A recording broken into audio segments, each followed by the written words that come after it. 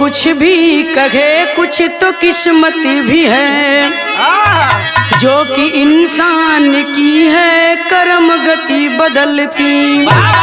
आदमी लाख चाहे पर जाए वही है जहाँ लेकर जाए नियत उसकी कश्ती। होनी होकर ही रहती न रुकती कभी, रोकना चाहती हो भले कोई हस्ती। जो नहीं होना था आखिर हो ही गया, सिया राम सुनकर के आंखें बरसती।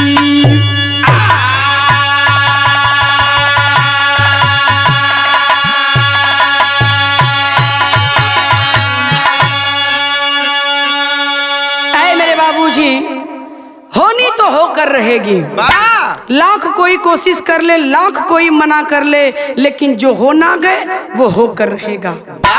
जौनी समय जेके जहां जब मिले के है वो मिल के रही। बिरहा में बड़ी सुंदर एक लाइन गजल है। कौन गजल है मास्टर? वाह,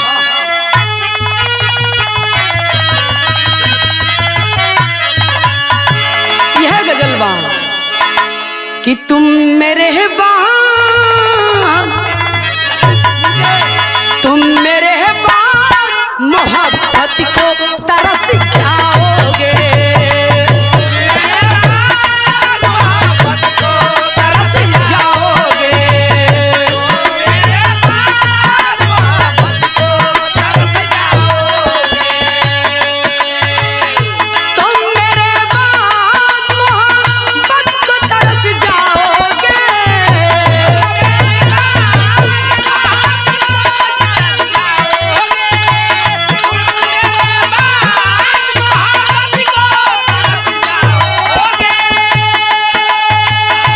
अजनबी शहर गए, अजनबी शहर गए, चाहत को तरस जाओगे, चाहत को तरस जाओगे,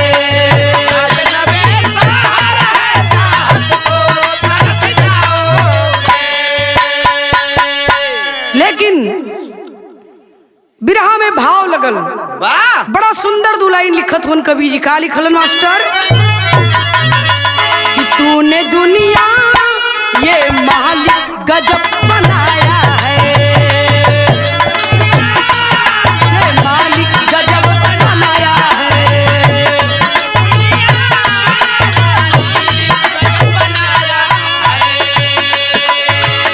तूने दुनिया ये मालिक गजब बनाया है,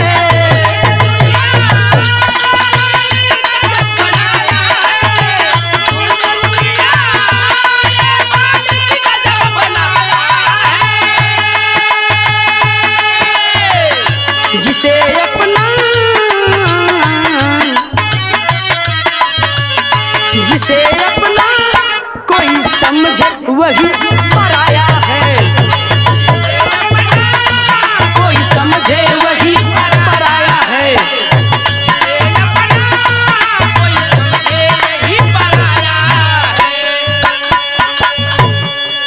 तूने दुनिया ये मालिक गजब बनाया है, जिसे कोई अपना समझे वही पराया है। वाह, लेकिन भाव वहीं से शुरू हो गई। बिरहा का कहानी नजम लगल मास्टर का।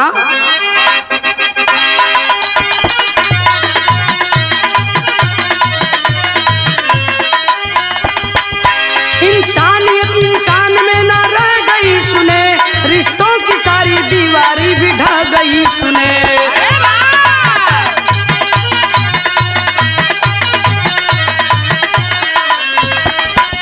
शुक्ला थे राम राघव हरिद्वार निवासी, पत्नी थी चंदा लक्ष्मी दोनों की मृदभाषी।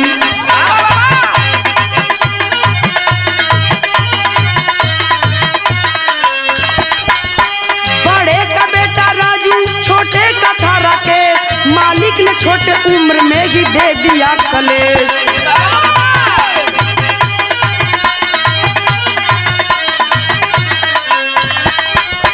अचानक लक्ष्मी ने है स्वर्ग सिधारा, हुआ बच्चा टूटा है सहारा।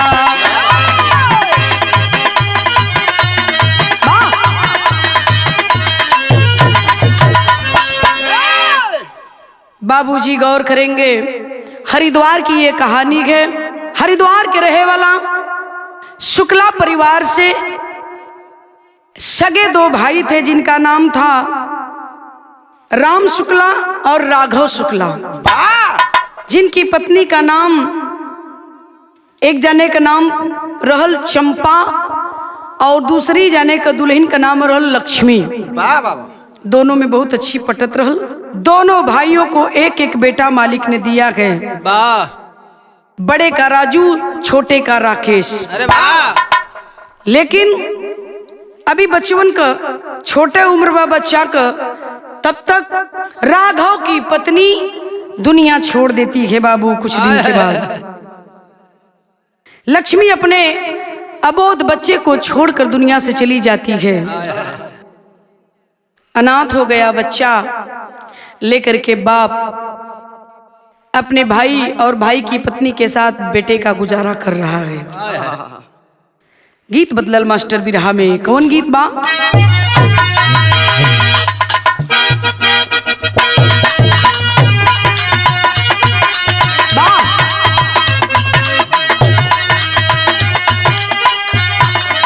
यह गीत लगल बा।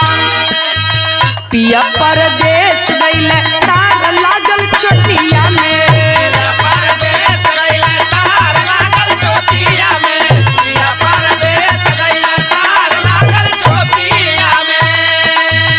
तार लागल चोटिया सी, तार लागल चोटिया सी, तार लागल चोटिया में। पिया परदेश गइले तार लागल चोटिया में, पिया परदेश गइले तार लागल चोटिया में, पिया परदेश गइले तार लागल चोटिया में। लेकिन बिरहा के अंदर कवि जी भाव लिखत हुन भयल का मास्टर, बेटवा के अपने विसार गईली जननी हो।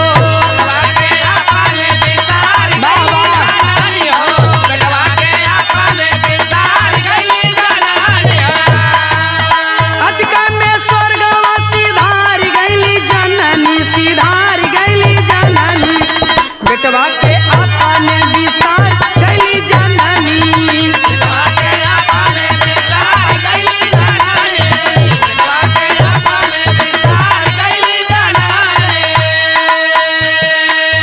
राघव के सुना संसार होई गईले।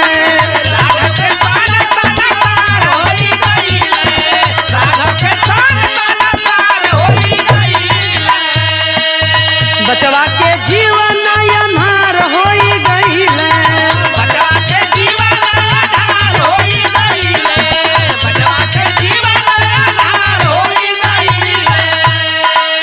सब समझावा मन मार गईली जननी, मन मार गईली जननी। अचकै में स्वर्ग सिधार गईली जननी,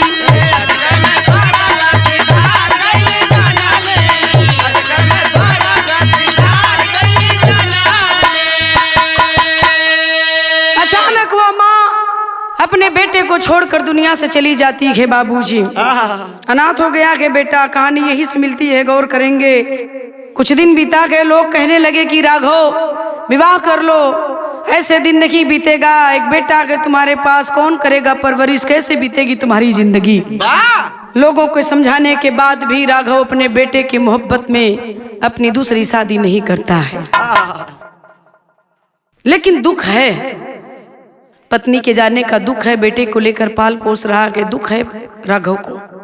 कुछ दिन बीता के बाबूजी तर्ज बदल गई मास्टर कवन।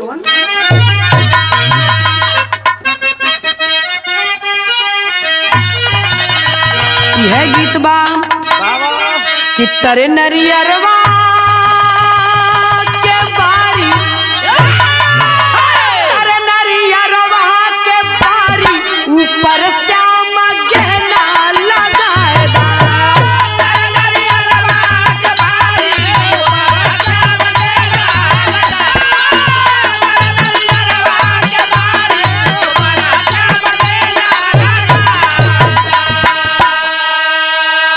लेकिन बिरहा में कवि जी भाव लिखत हुआ मास्टर का, तब भैया भाभी लाल सेवे, भैया भाभी लाल सेवे, मगर राघव छुप छुप के रोवे, मगर राघव छुप छुप के रोवे।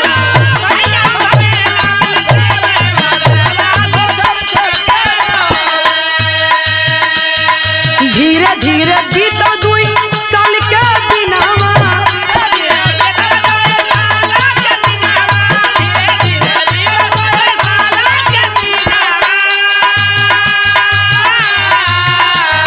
राघव करत रहला खम्हा पे कमवा,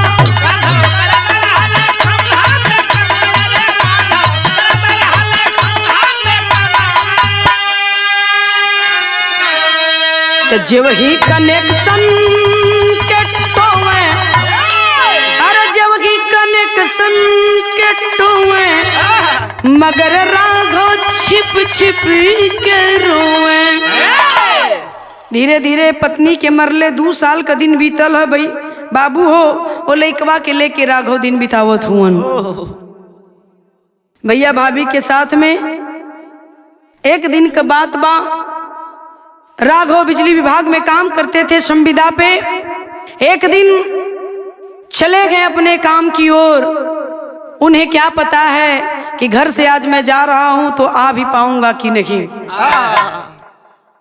जैसे ही बिजली के खंभा पर चढ़ल हुवन, जैसे ही कनेक्शन के जोड़े ओड़े का काम शुरू कैले हुवन, तब तक लाइन पकड़ले है। जब लाइन पकड़लस तो छोड़लस नहीं।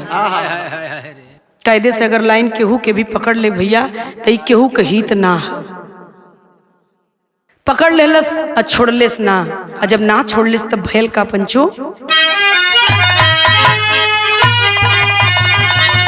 अरे भैया राघव के तन में धैले तरवा, अरे राघव के तन में धैले तरवा, उड़ले प्राण पखेरु गिरले गजब बजरवा, अरे बजरवा, अरे बजरवा। राघव के तन में धैले तरवा, गिरल उड़ले प्राण पखेरु गिरले गजब बजरवा, राघव के तन में धैले तरवा। तुरंत मौके पर ही राघव दुनिया छोड़ देता है, दुनिया से विदा हो गईलन। लाश नीचे उतारल गई, वहां का बात वहां छोड़ा। दोनों पति पत्नी बच्चे को अनाथ बनाकर दुनिया से चले गए। वह बच्चा दिन रात रो रहा है, दिन रात रो रहा है। आप समझ सकते हैं जिस बच्चे का न माँ रह गई न पिता रह गया तो उस बच्चे के ऊपर क्या गुजरेगी। लेकिन राम शुक्ला और उनकी पत्नी चंपा शुक्ला दोनों बच्चे को संभाल रहे हैं, पाल पोस रहे हैं। कुछ दिन बीतल है।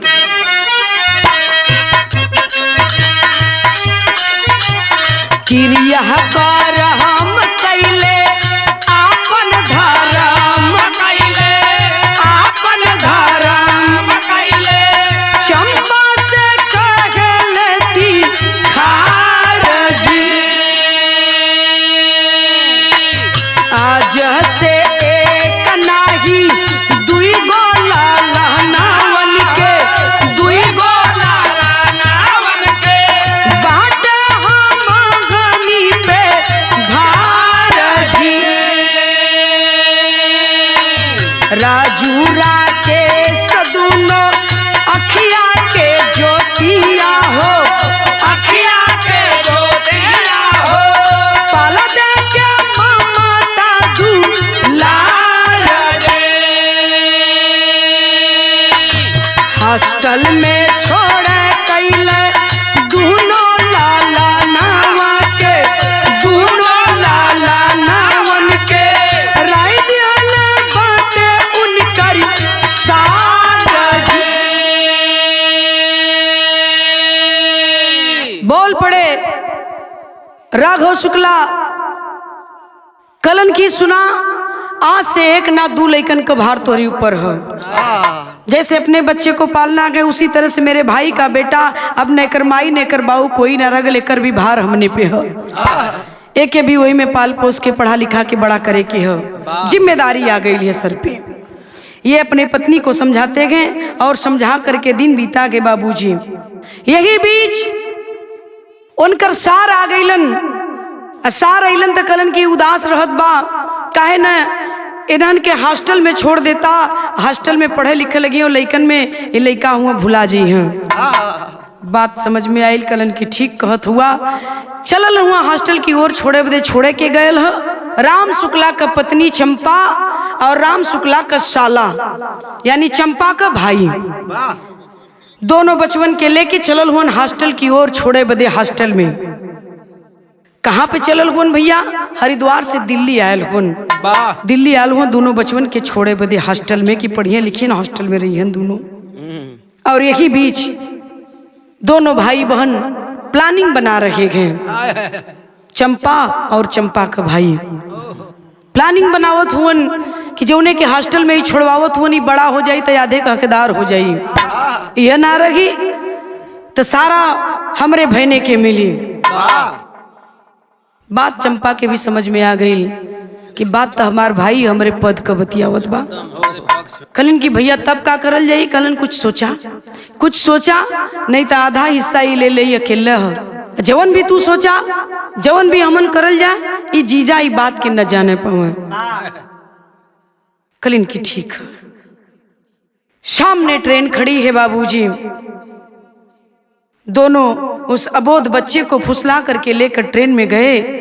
और जब ट्रेन में गए कलन की बेटा सीट पर बैठो अभी हम लोग आ रहे हैं। और बैठा करके उस बच्चे को अबोध बच्चे को ट्रेन में ये दोनों स्टेशन पर अपने बेटे को लेकर प्लेटफॉर्म पर उतर जाते हैं और दोबारा उस ट्रेन में चढ़ते ही नहीं हैं। ट्रेन खुलती है और चल देती है।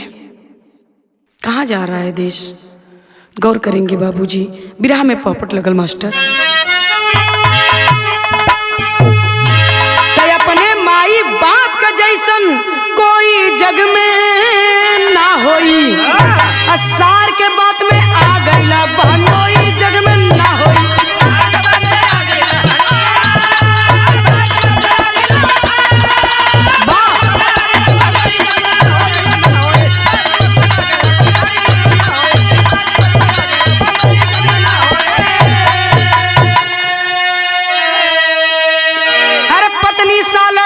छोड़ी के राकेश को चल आए हो।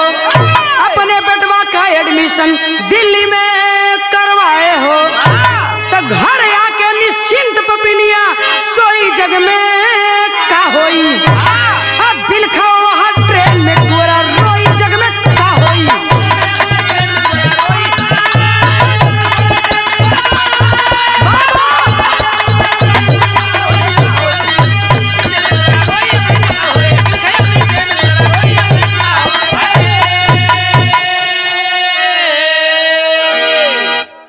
अपने माँ बाप के जैसा इस दुनिया में कोई भी किसी बच्चे को प्यार नहीं करता है। जौन अपने औलाद के अपन माई बाप प्यार करलन का कोई करी हो भैया। आज वो पपिनिया का देखा ट्रेन में वो बोध बच्चा के छोड़ के अपने बेटवा का एडमिशन दिल्ली में करा करके अपने भाई के लेके अपने घरे आजाद बा।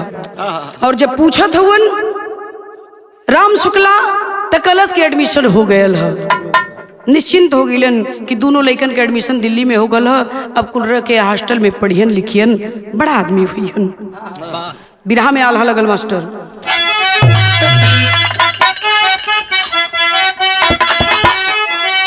अरे किस्मत में लिखल काबो मीठा ना मिटावले है भैया।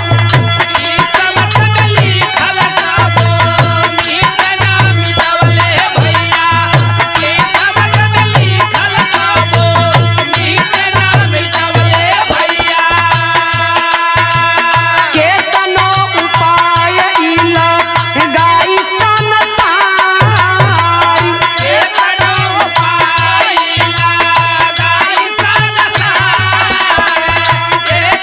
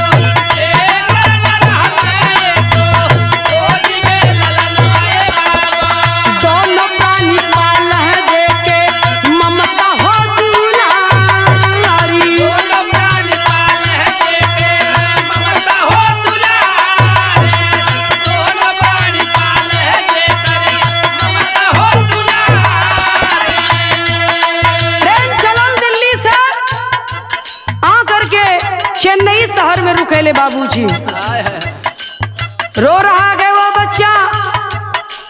कौन जानता है कि वह बेटा किसका है, कहां से कौन उसे किस हालात में छोड़ दिया गया। बैठे अगल बगल के यात्री उस बच्चे को जल जल पान कराते हैं, लेकिन बच्चा रोता ही रह गया। अनाथालय आरपीएफ के जवान लेकर जाते हैं उस बच्चे को। जिस अनाथालय के मुखिया थे आर.के. चिदंबरम, जिनके पास मालिक ने कोई औलाद नहीं दिया था, पत्नी की गोद सुनी थी, बे संतान थी। कहती है कि भगवान ने हमें बेटा दे दिया, हम इसे ही अपना बेटा समझकर पाल पोस करके पढ़ा लिखा कर बड़ा करेंगे स्वामी। दोनों प्राणी उस बच्चे को पढ़ाने लिखाने लगते हैं बाबूजी। धीरे धीरे वह बेटा बड़ा होता गए, धीरे धीरे धीरे धीरे समय बीता गए। धीरे धीरे 18-20 साल का दिन बीता गए बाबूजी। जब 18-20 साल का दिन बीता गए तो गौर करेंगे होता क्या कि मास्टर, धीरे धीरे बीतल 20 साल का समय यह पंचो। धीरे धीरे बीतल 20 साल के समय यह पंचो। धीरे धीरे बीतल 20 साल के समय यह पंचो। राजू के भी लोग हरीनी लाल बड़िया।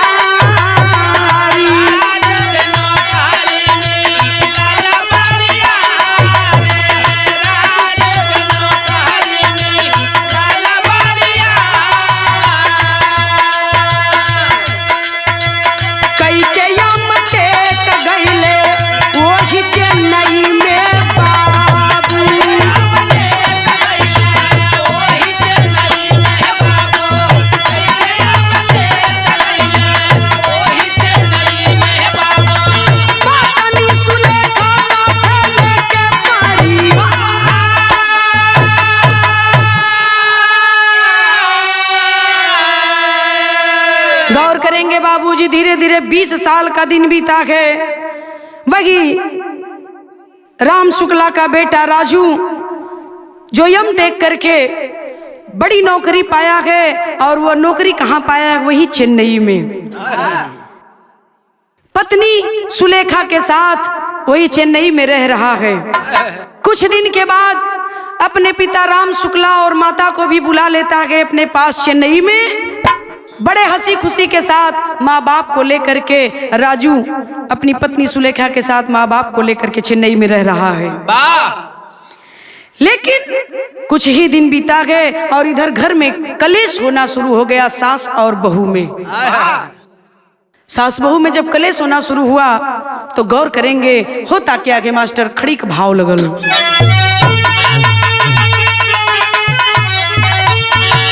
तो कुछ दिन रहला साथे गईले, अरे बाबू नजर से उतरी, तो डाघा बेटवा पतोहिया सोचला का करी।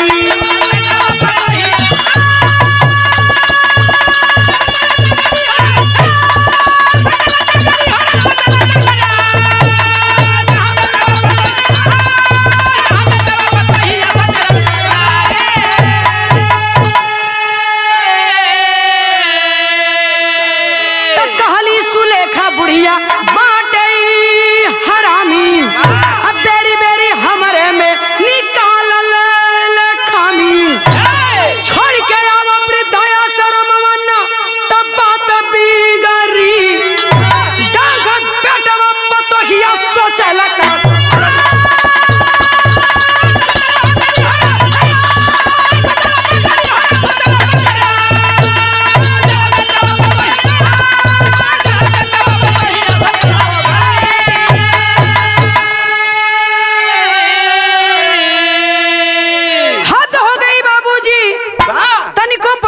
सास बहू में एक भी मिनट ना पटत बा। ए भैया, आखिरकार एक दिन अनशन पर खड़ी हो गई।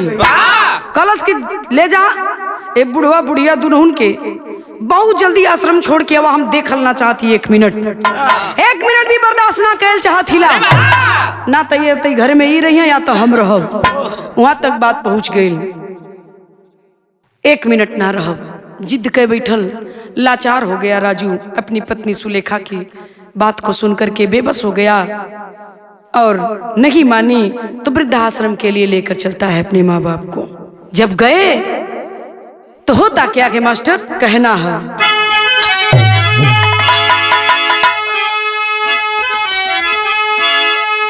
तो होई के लाचारा लेके बाबू और माई हो तभी न सार वृद्धा आश्रम गए आई। पता सुनता मालिक गिरी गैला चरण में ओई घरी त डाहा बेटवा पतो ही सोचल का करी।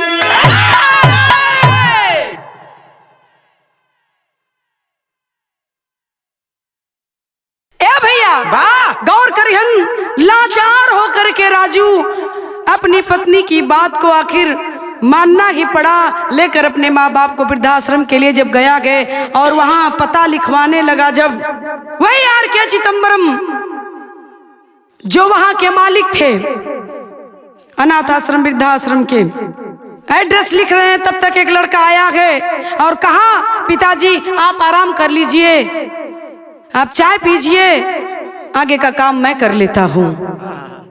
कलन की ठीक है बेटा आ जाओ। साइड हो गईलन, कुर्सी दे दिलन, अपने चाय पिए लगलन। यार ये लड़का जब बैठल है देख करके राम शुक्ला बोल पड़े, एक आपका बेटा के इसका संस्कार देख करके अच्छा लगा पिताजी, आगे का काम मैं करूंगा, ये आप चाय पी लीजिए। और एक मेरा बेटा है जो अपनी पत्नी के कहने पर हम दोनों को वृद्धाश्रम में छोड़ के जा रहा है। ऐसा तो कोई गैर बेटा भी नहीं करेगा जो मेरा अपना बेटा कर रहा है मेरे साथ। नहीं रोक पाए चिदंबरम साहब अपने आप को, हकीकत बयां करने लगे। आंख से आंसू चल रहा है, गैर की बात कर रहे हैं, ये मेरा सगा बेटा नहीं है। अवाक हो गए राम शुक्ला, क्या कह रहे हैं? कलन की हाँ ये मेरा अपना सगा बेटा नहीं है, इसे तो मैंने 27 जुलाई सन 2000 में मैंने इस बच्चे को ट्रेन में पाया था। रो रहा था, बिलख रहा था, कोई इसे छोड़ करके ट्रेन में चला गया। सारे यात्री परेशान थे, रो रहा था। मेरी पत्नी के पास कोई औलाद नहीं थी, मैं इसे अपने घर लेकर आया। मेरी पत्नी ने इसे, हमने दोनों मिल करके पाल पोस कर हमने इस बच्चे को यहाँ से यहाँ तक किया। बहुत होनहार है और हम लोगों के जिगर का टुकड़ा है। अवाक है राम शुक्ला। देख रही है चंपा, चेन्नई की ट्रेन में फला तारीख को सन 2000 बाहरे पापिन आत्मा झकझोर देती है, बाबूजी आप अच्छा करेंगे तो यह आत्मा आपको आशीर्वाद देती है, संतुष्टि होती है हमें। लेकिन जब हम कोई गलत काम करते हैं तो यही आत्मा हमें झकझोर कर बताती है कि हमने गलत किया है, गलत किया है। नहीं रोक पाई चंपा अपने आप को और अपने पति राम शुक्ला के पैर पर गिर जाती है और फपक के रो रही है। रो रो करके कहती है कि स्वामी यही मेरा बेटा, यही मेरा बेटा, यही मेरा बेटा राकेश है, जिसे मैंने ट्रेन में छोड़ दिया अपने भाई के कहने पर। अवाक है राम शुक्ला, तुमने तो कहा कि हॉस्टल में छोड़ा था मैंने और बाद में वो खो गया, और कह रही हो कि कलश की हाँ स्वामी वो हकीकत नहीं था, हकीकत ये है जो मैं बता रही हूं आपको। हम तो उसे ट्रेन में ही छोड़कर चले आए। बाहरी चिदंबरम साहब कहते हैं कि बेटा ये तुम्हारे माँ बाप हैं, इनका पैर पकड़ लो, गलती हो गई, ये रो रहे हैं, माफी मांग रहे, इन्हें क्षमा कर दो। ये वृद्धाश्रम में रहेंगे लेकिन अनाथ बनकर नहीं, इस आश्रम के मालिक बनकर के रहेंगे। वाह! तुरंत वह बेटा अपने माँ बाप के पैर को पकड़ लेता है और माँ बाप को अपना लेता है। माँ बाप अपने उस बच्चे को अपना कर लेते हैं। बाबूजी ये है इंसानियत, एक पराया होकर के अपना हो गया और एक अपना होकर पराया हो गया। ऐसे ऐसे लोग इस धराधरती पर धरती के बोझ बने फिर रहे हैं। कहानी यही खत्म होती है, खानदान का परिचय।